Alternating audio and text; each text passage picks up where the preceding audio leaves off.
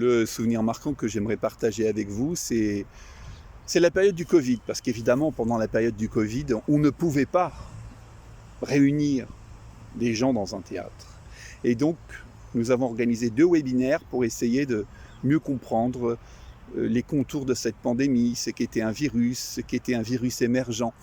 Ce qui m'a beaucoup marqué, c'est d'abord que les chercheuses et les chercheurs que nous avons sollicités, tous ont répondu oui spontanément. Or, on l'imagine, ils avaient un emploi du temps extrêmement chargé.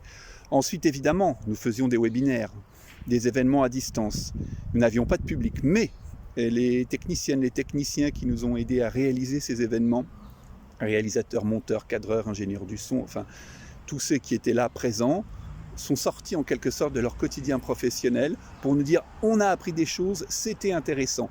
Et donc ça a été assez touchant pour nous de voir que ce public, qui était en quelque sorte un public d'habitués des tournages, est devenu l'égal d'un spectateur au théâtre de l'Odéon qui tout d'un coup va découvrir des choses et va nourrir sa culture scientifique.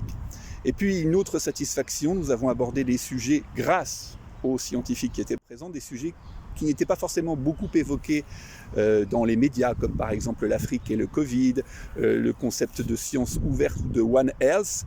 Et puis aussi, on a connecté différentes disciplines scientifiques pour, par exemple, parler de la propagation des fake news autour du Covid.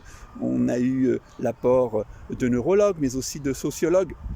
Et puis enfin, durant ces webinaires, on avait diffusé en arrière-plan, en décor, en quelque sorte, des photos de l'AFP réalisées aux 4 coins du monde qui montraient des habitants de la planète Terre qui essayaient de faire face à la pandémie. Et je trouvais que ce symbole était assez fort parce que ça montrait que du nord au sud, de l'ouest à l'est, toutes les femmes et les hommes qui habitent sur Terre font face aux mêmes défis. Ça nous a appris à faire des webinaires et ça nous a appris que même dans des circonstances imprévues, inattendues, une association se doit d'être fidèle à sa vocation.